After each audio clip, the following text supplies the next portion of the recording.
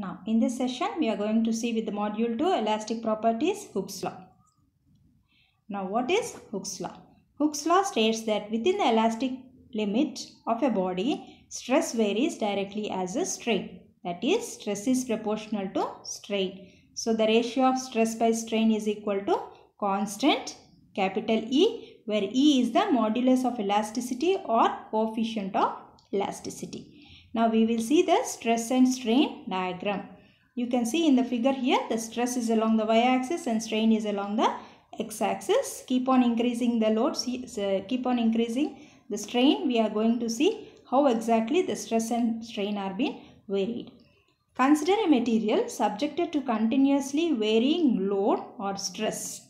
If we plot a graph of stress along y-axis and strain along the x-axis, we get stress, strain and graph.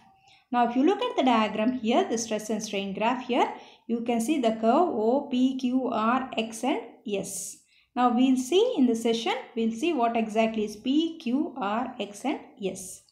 Now here we are going to see strain hardening, strain softening, which has been displayed over there. From Q to X it is strain hardening and X to S it is strain softening, and X is the ultimate strength. R is a plastic behavior, Q is the yield point, P is the proportionality limit. So there is a permanent set. So in this diagram is been explained in a better way in the next slide. Now the same diagram I have taken because it is easy for us to explain the graph. From O to P, stress varies directly as strain. Now if you look at the figure, the O to P is a straight line which clearly says this Hooke's law is been obeyed. Proportionality sign is been obeyed here. Stress is directly proportional to strain, that is O to P explains the Hooke's law behavior. Is removed the material. Now when the load is removed, the material regain its original dimensions. The point P is called as a proportionality limit up to which a Hooke's law is been obeyed. So O to P is the region OP where Hooke's law is being obeyed. So point P is called as a proportionality limit. Next, if the stress is increased beyond P, the strain increases and reaches a point Q. Where if you increase the stress beyond P, the strain also increases and reaches to a point Q. This linear dependence between stress and strain is not observed from P to Q. That means the linearity proportionality is not being obeyed from P to Q, but still for a stress there is a strain produced. So Q is called as a yield point. Any point between Q and S, the body fails to regain its original shape, original length if applied force is removed but travels in a dotted line. Now if you see after the point between Q and S, the body fails to regain its original length if applied force is been removed. So if you see the dotted line, it is coming, that means it is permanently deformation has been taken. Body fails to regain the length if the external applied force is removed but travels a dotted line and material is permanent set. Such a deformation is called as a plastic deformation. Beyond S, body is no more a single piece. So S is called as a fracture point. The ultimate point is a fracture point where it breaks down. So S is called as a fracture point. Between Q to S, it is in the plastic range, divided into strain hardening and strain softening. From Q to X is from Q. If you look at the figure, from point Q to X is called as a strain hardening with increase in stress. From X to S, material weakens under reduced stress due to strain softening. So X is called as a ultimate strength. Now if you look here with increase in stress, and from X to S, the material weakens under reduced stress.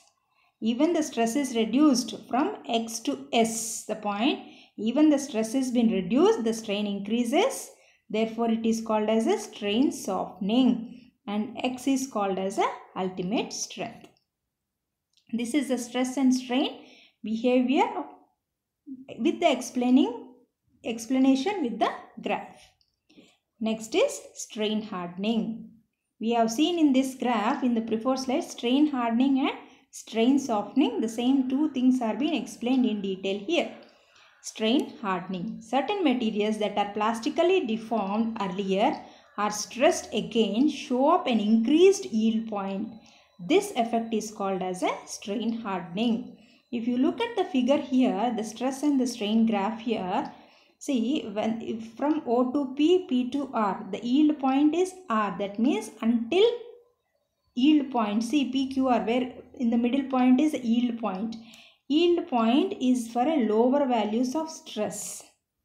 Now, what exactly is strain hardening is certain materials that are plastically deformed earlier are stressed again, show up an increased yield point. This effect is called as a strain hardening. So, at R, you can see it is having a permanent set.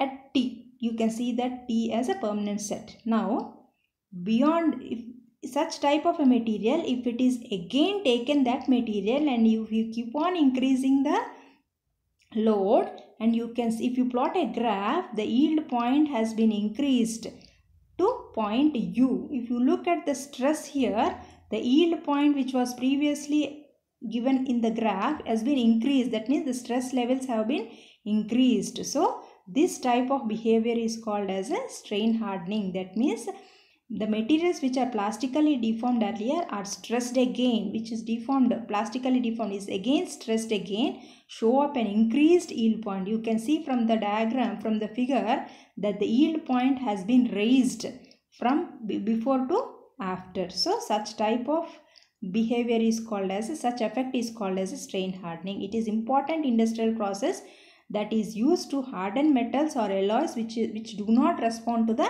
heat treatment. So industry that is used to harden metals or alloys which are not responded to heat treatment. That means if heat treatments are failed, this type of behavior, this type of strain hardening will be taken into consideration. Next is strain hardening. Strain hardening is a process of making metal harder by plastic deformation.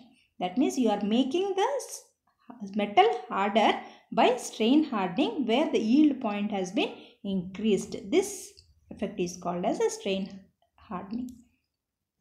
Next is a strain softening. For certain materials like concrete or soil, the curve will have a negative slope soon after the elastic region. This negative slope indicates that there is a softening effect of a material over this range. Now, we have seen in the first diagram the strain hardening and strain softening. So, certain materials have a negative slope. You can see from this diagram that the slope is been decreasing rather than increasing. It is coming down. It is from the stress, it is coming down.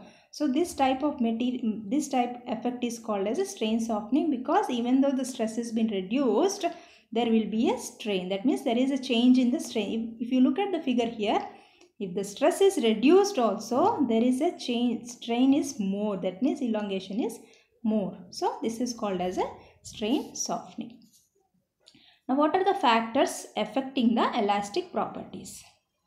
Rolling and hammering on a material generally breaks the bonding in a material, which in turn increases the elastic property of a body. So, rolling and hammering on a material generally breaks the bonding, and which in turn increases the elastic property of a body. So, rolling and hammering is one of the factors which affects the elastic properties, increases the elastic properties. Next is the temperature. Temperature increase of material generally decreases the elasticity of the material. So, when the temperature is increased, elasticity will be decreased. Elastic property of inward steel is unaffected by the temperature.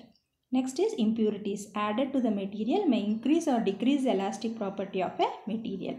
That means if you add impurities, it may increase or decrease. The elasticity of a material increases if the elasticity of the impurity is more than that of a material. The elasticity of a material decreases if the elasticity of impurity is less than that of a material. Next is annealing. Annealing means increase the particle size and the material hardened, which in turn reduces the elasticity of the material. Annealing is a process of heating at a particular temperature and then cooling gradually. So these are some of the factors affecting the elastic properties. Now we have seen the impurities added may increases sometimes and it may decreases sometimes. Annealing is increasing the particle size and the material hardened, which in turn reduces the elasticity of the material. So these are the factors which are affecting the elastic properties of a material: rolling and hammering, temperature, impurities and healing.